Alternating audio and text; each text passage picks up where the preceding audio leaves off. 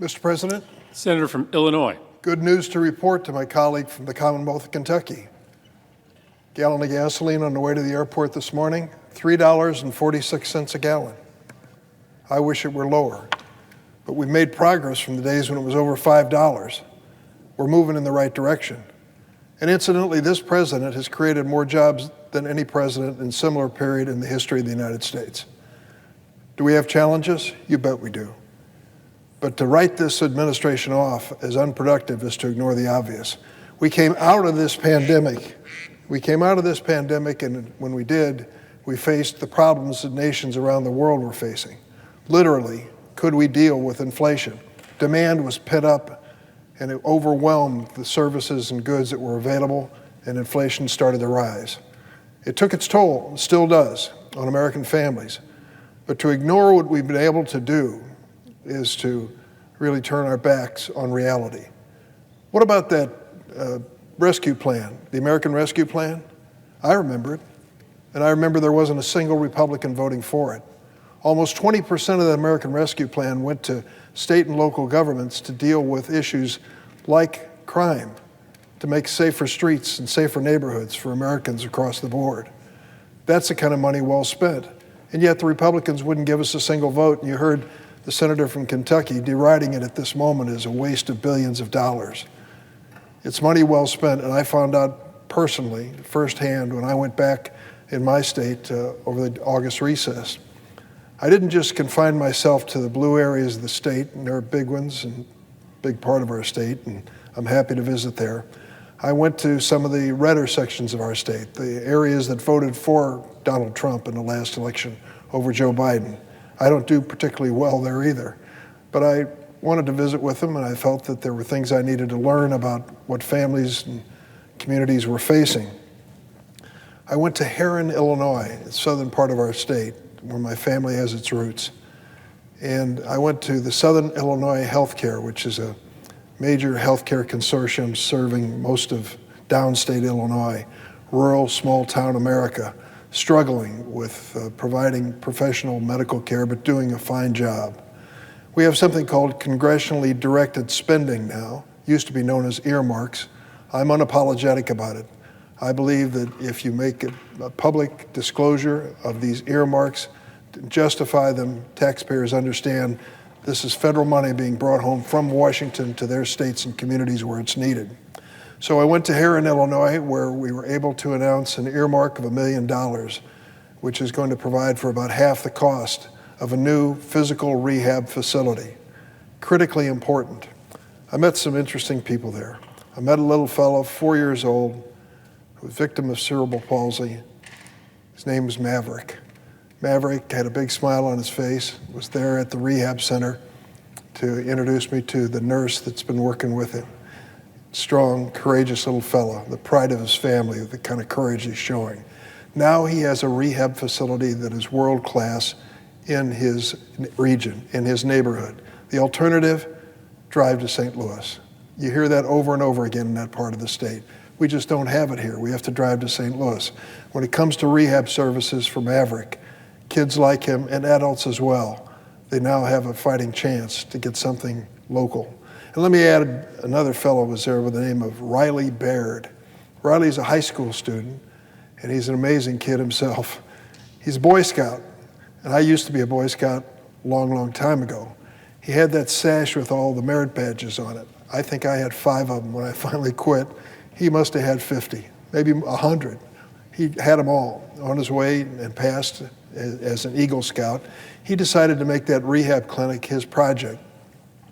He and his family built some toys that the kids are using there, and he was there to accept the recognition and praise he deserved. He has a brother named Corbin, twin brother named Corbin, also an Eagle Scout, who picked a different charity to provide help to. I just want to say, for anybody who's despondent about the future of this country, you ought to meet Corbin and Riley Baird. Those 2 young men are going to be leaders, I'm sure, in their community and beyond. And it reminded me, too, that we ought to take a look at the positive things that are coming about. This notion of the reconciliation bill not serving America is ignoring the obvious. How many of us in the Senate, Republicans and Democrats, have had press conferences, put out campaign ads talking about the cost of prescription drugs. Guess what? We finally did something about it. After all these years and all these headlines and all these brochures and all these ads, we finally did something. The reconciliation bill, which passed the United States Senate without a single Republican vote, without one, will finally address the cost of prescription drugs for people on Medicare. And it starts reaching beyond that to say the pharmaceutical industry has to be responsible. They've never been able to defend or explain why the same drugs, exactly the same drugs made in America, are charged in Canada for a fraction of what people have to pay in this country. Why Americans have to go without, while in other countries there are discounts that allow families to afford the drugs they need to be healthy and to live. Well, we've done something about it. We passed a bill that'll make a difference. And when we talk about issues like electricity, I'm going to brag a little bit here. My wife and I decided 2 or 3 weeks ago to start producing electricity. We bought solar panels for our roof in Springfield, Illinois. We're not the first family to have them, but we're one of the few. I predict that's going to change in a hurry. Why? Because in that reconciliation bill, we started taking an honest look at what it takes to reduce climate change and to give our kids a planet they can live on. It means that each of us has to change our lifestyle some. Well, I left this morning, a little bit of sunshine in Springfield, Illinois, and it means that I'm producing electricity with the local utility. I'm going to try to do even more. My wife and I are devoted to showing, at least setting an example in this region, in this area. The bill we passed in reconciliation is going to create incentives for people to put solar panels on their homes, to buy heat pumps, electric water heaters, things that will reduce the use of fossil fuels and instead move us toward a more electric economy. And yes, automobiles are headed in that direction too, and it didn't take a federal mandate. The major car producers are headed that way whether we like it or not. They understand where we need to go as a country and where the consumers are headed. And I think that's a good indication as well. So, Mr. President, when I hear the Republican leader come to the floor and say that things are so awful, I don't doubt that many families are struggling, and we should be sensitive and mindful of that every single day. But a lot of good things are happening too. The employment figures are encouraging. Our move toward dealing with climate change is encouraging as well. The fact the pharmaceutical companies are going to be held responsible, and the fact that corporations that have had a net profit of $1 billion or more, listen to that closely, net profit of $1 billion or more in the last 3 years, are finally going to have to pay some federal income taxes. Americans are used to paying their fair share of taxes. Why are these corporations making over $1 billion in net profits each year, not paying a penny? That's going to change, and it's in the bill too. And I know it's a bone in the throat of my Republican colleagues, but it's only fair. This week we returned after a 4-week recess. I was traveling around my state, listening to ideas and concerns. And you know what I heard over and over again? And this is overwhelming, particularly in the area of healthcare, but not exclusively. We just don't have enough people to fill the vacancies and jobs in America. We have roughly 11 million vacancies and 5 million people unemployed. That's the reality. And when it comes to healthcare workers, it's a reality that means the cost of medical care is going up. If you can't find a local nurse to go on staff, on payroll, and be with you for a while, and you have to rely on contract nurses, those that come and go, they have all the skill and training, but they're looking for a pretty big paycheck, sometimes 3 times what the regular nurses are receiving. That drives up the cost of health care, and hospitals and clinics are desperate for these nurses to be there. I found all across my state, from the city of Chicago to the smallest town downstate, this is a challenge that we face and need to do something about.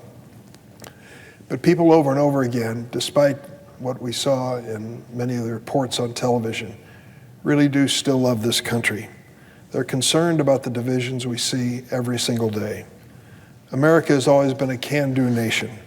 Faith in the future and in our ability to solve our problems, create a better future, has always been part of American DNA. It's hard to find common ground on scorched earth. As President Lincoln warned us long ago, a house divided against itself cannot stand. A few years later, as the Civil War ended and victory was in sight, President Lincoln pleaded just outside this room in his inauguration with the people of the North and the South, and he said, "We are not enemies, but friends.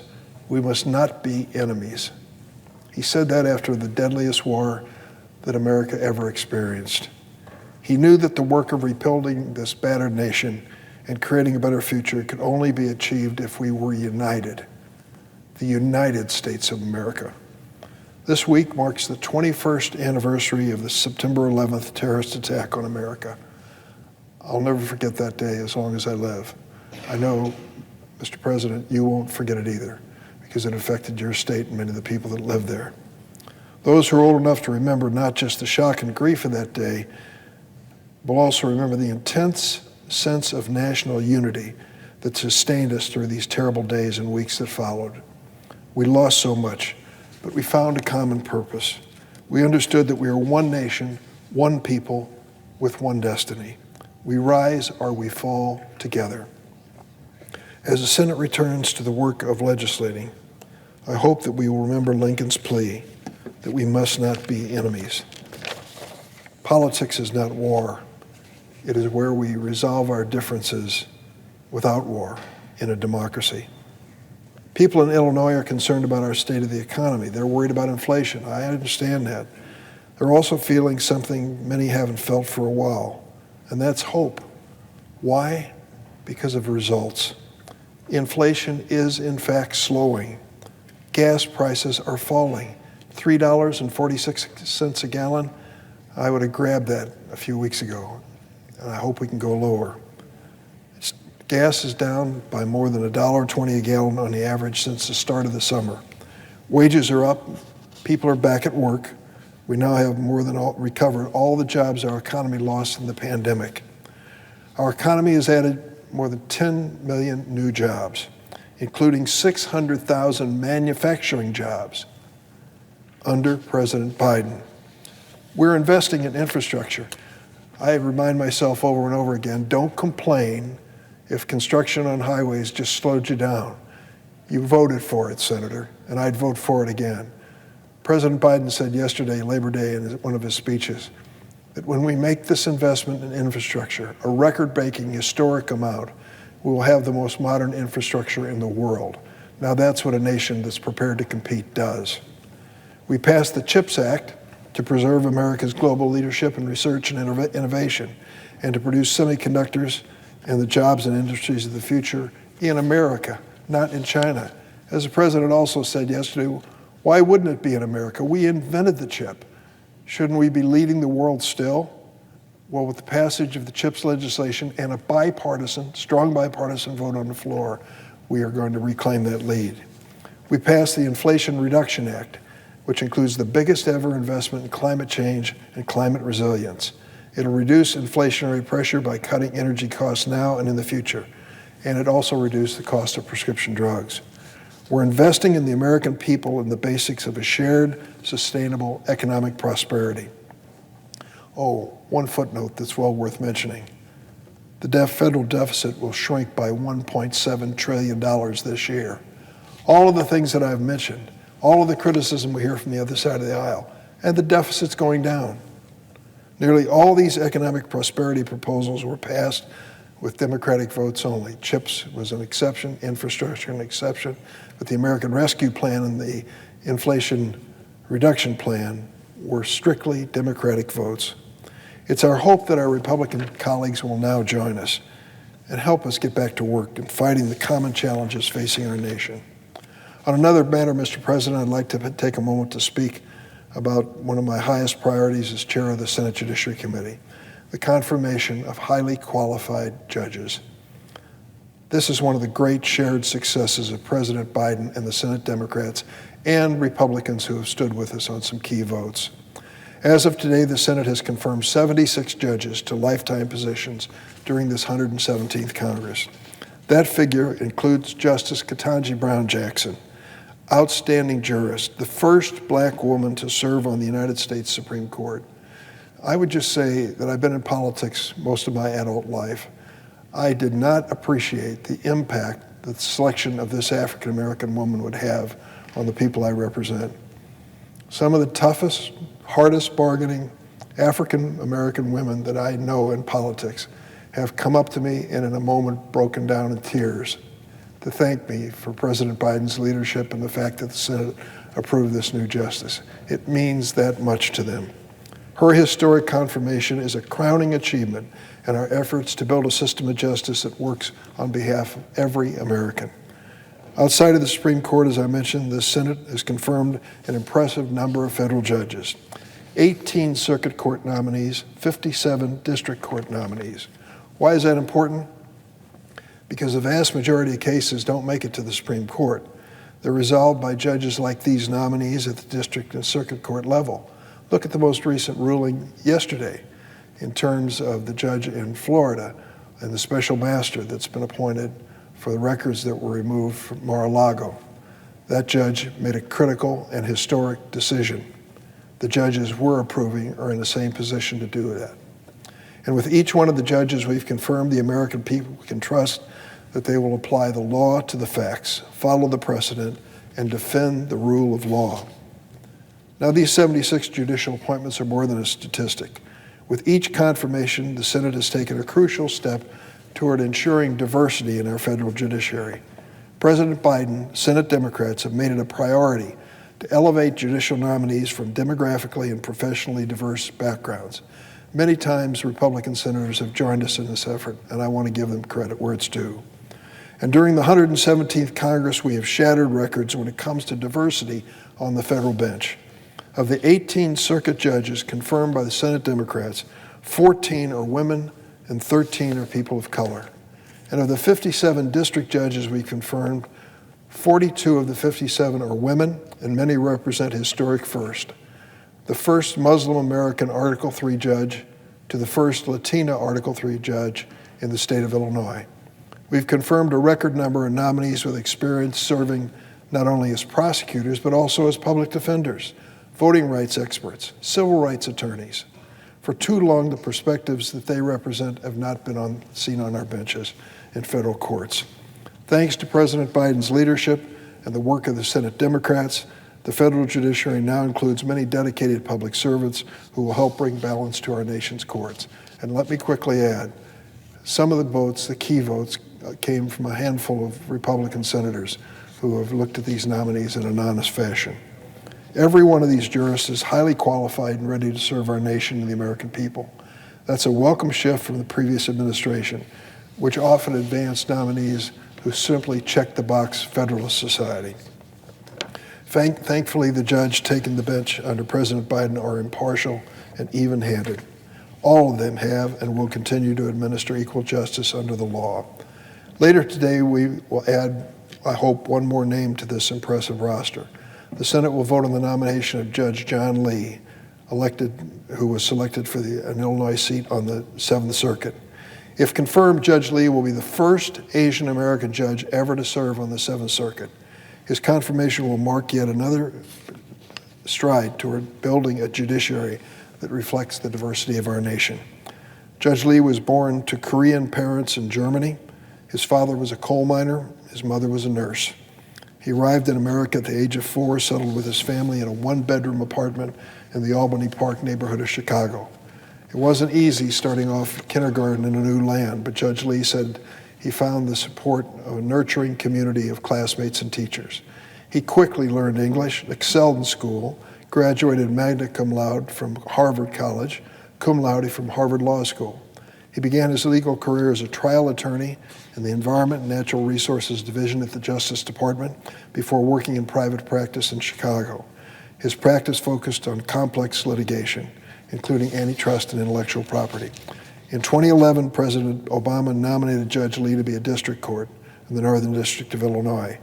When he was confirmed in 2012 by voice vote, Judge Lee became the first Korean American to serve as an Article III judge in Illinois. Since joining the bench, he's written hundreds of opinions, presided over 35 trials that went to verdict or judgment. He also sat by designation in the 7th Circuit a number of times, writing several opinions for the majority. During his time on the bench, he's always applied the law to the facts before him in an even-handed and fair fashion. Given his impeccable record and impressive credentials, it's no surprise The American Bar Association has rated John Lee unanimously well qualified for this circuit court position. He has a strong support of myself and Senator Duckworth. I urge my colleagues to join us. I want to close by emphasizing this. Our work is not finished by a long shot. Judge Lee is one of the 10 circuit court nominees awaiting action by the full Senate, and many more are still moving through the committee. Each one of these public servants will bring much needed professional and demographic diversity. The judges being confirmed by this Senate will ensure that the rule of law applies to every single one of us without fear or favor. They will work to uphold America's most sacred promise, equal justice for all. Mr. President, I yield the floor. Suggest the absence of a quorum.